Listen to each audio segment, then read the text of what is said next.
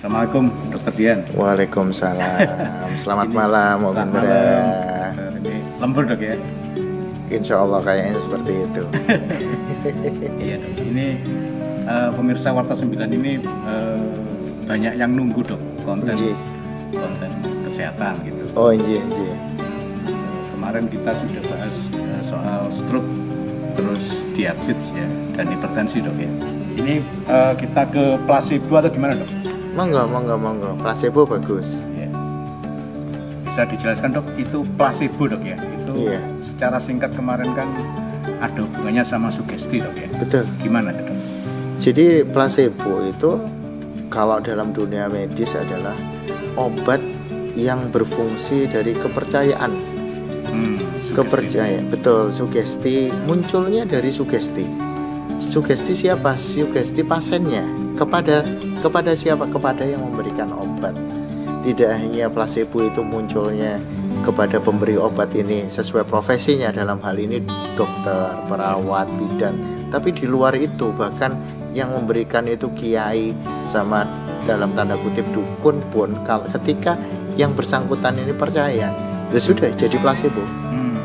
Makanya di setiap perusahaan atau pabrikan obat ya, perusahaan farmasi itu pasti ketika dia memunculkan sebuah obat baru itu ada bioavailability obatnya, itu pasti versusnya placebo. Jadi ketika efektivitas obat, bioavailability obat dan fungsi obat itu kalah dengan placebo, itu nggak boleh keluar. Placebo ini minimal 70%. Bayangkan ketika 70% dari obat itu cukup dengan placebo aja, yang kadang-kadang tidak sejalan dengan sakitnya. Nah, seperti itu kira-kira Om Indra. Iya. Dok, artinya kalau secara medis sendiri dok ya, kalau istilahnya penjelasan mengenai placebo sendiri itu sebenarnya apa dok? Placebo itu adalah kekuatan kepercayaan dari gelombang alfa di otak. Ketika seseorang itu percaya, bahkan dengan obat yang sama sekalipun, ketika orang misalkan nih, orang ini sudah percaya dengan dokter A, dia sudah percaya dengan dokter A, sangat percaya kalau saya sakit sana, pasti sembuh. Nah, itu sudah masuk ke placebo. Betul. Ya, placebo ini sebetulnya ngikutin apa? Ini secara nggak sadar kita ini sering kan mengatakan gini dok, aku nih sakit kepala, aku minum ini pasti sembuh. Nah, betul. Orang kan punya rekomendasi merek-merek obat tertentu gitu ya. Betul. Dia yakin itu placebo dok ya. Placebo. Nah, ketika placebo ini dikombinasikan dengan obat yang benar, maka itu meningkatkan probability untuk sembuh, kan begitu. Nah, jadi orang itu bisa dikatakan meningkatnya tingkat kesembuhan itu ditambah dengan sugestinya. Ya, sugestinya sendiri ini placebo. Bahkan orang yang percaya pada seorang kiai misalkan, bahkan minta barokah doanya dari air saja ketika dia sakit, saking percayanya sembuh, kan begitu. Nah, itulah placebo. Terus dunia medis sendiri menganjurkan atau merekomendasikan placebo itu bila mana dok? Placebo ini diterapkan gitu dok? Placebo itu dalam dunia medis ini sebetulnya namanya sugesti ya. Sugesti itu bisa datang dari kecakapan dokternya, kecakapan tenaga medisnya lah ya. Kecakapan tindakan bisa juga dari pengobatannya di awal selalu tepat dan baik, bisa dari edukasi, cara tata kramanya kepada pasien, cara dia mempersilahkan pasien, cara dia menjelaskan pasien itu puas sampai tentram, nyaman, sampai nyaman, akhirnya timbul kepercayaan pasien, kalau aku nggak datang ke dokter ini nggak sembuh. Nah, akhirnya apa yang terjadi ketika dia sakit, dokternya ini prakteknya tutup, ditangani dokter lain, dia merasa kurang nyaman. Nah, akhirnya walaupun obatnya sama sekalipun, ya dia nggak sembuh-sembuh. Nunggu dokter ini buka. Ketika dokter ini buka, ya sudah sembuh. Nah, itu yang dinamakan placebo. Ya, yang jenengan maksud penerapan dalam dunia medis ini yang seperti apa kira-kira? Misalnya nih dok, ada pasien yang sudah mengalami gagal ginjal stadium terminal misalnya. Iya. Harapannya kecil lah itu bisa survive gitu, dok. Nah itu apakah secara medis itu bisa dilakukan placebo untuk apa ya, menguatkan mentalnya gitu dok, atau gimana dok? Iya. Placebo ini berhubungan dengan kesembuhannya. Kalau gimana pun juga kalau pertanyaannya adalah gagal ginjal stadium terminal, ya. Kalau secara medis sih harus rutin cuci darah, ya. Nah, penyebabnya ini apa dulu? Yang menyebabkan gagal ginjalnya. Terus apakah dari salah satu ginjal ini yang terminal yang mana? Apa kiri dan kanan sama-sama rusaknya dan sama-sama stadium terminal? Apa kiri masih bekerja lebih baik daripada kanan dan sebaliknya? Itu mungkin masih bisa diselamatkan. Tapi kalau dua-duanya sudah terminal, saya nggak bisa mengatakan di dunia medis ini pasti sudah menyerah, ya. Masih ada yang maha kuasa di sana. Mungkin akhirnya placebo-nya itu arahnya supaya yang bersangkutan ini banyak mendekatkan diri kepada yang maha kuasa. Mungkin ada kesembuhan di sana. Wallahu a'lam bishawab. Mujizat. Betul.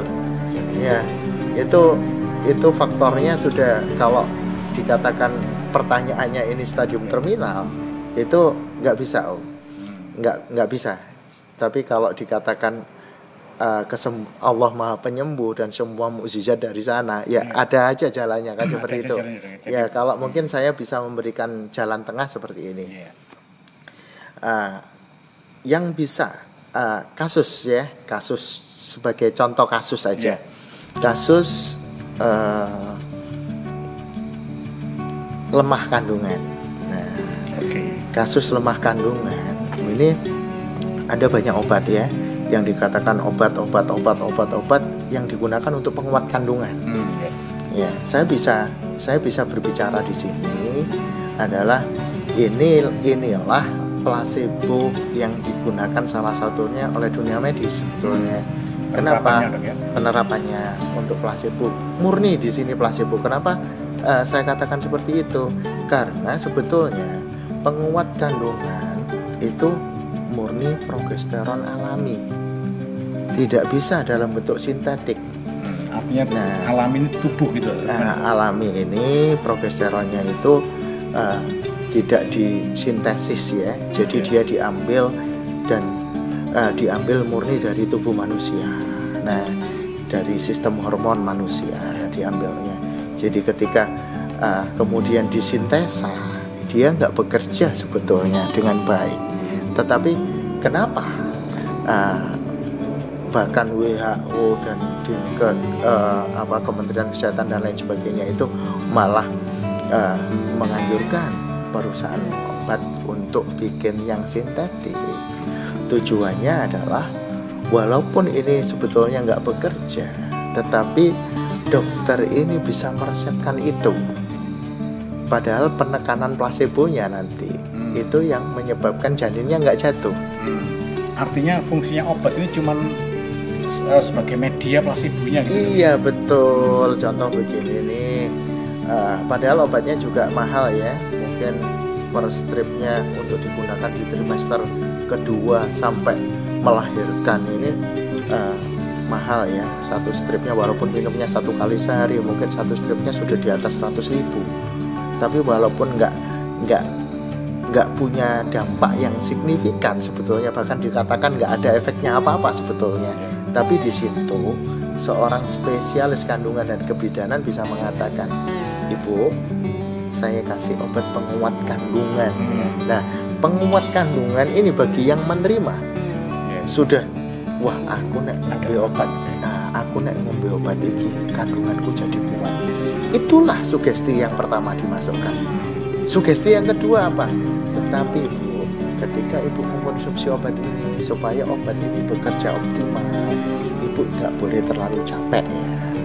Jangan naik turun tangga, jangan mengangkat benda yang berat, banyak istirahat, supaya obat ini bekerja optimal.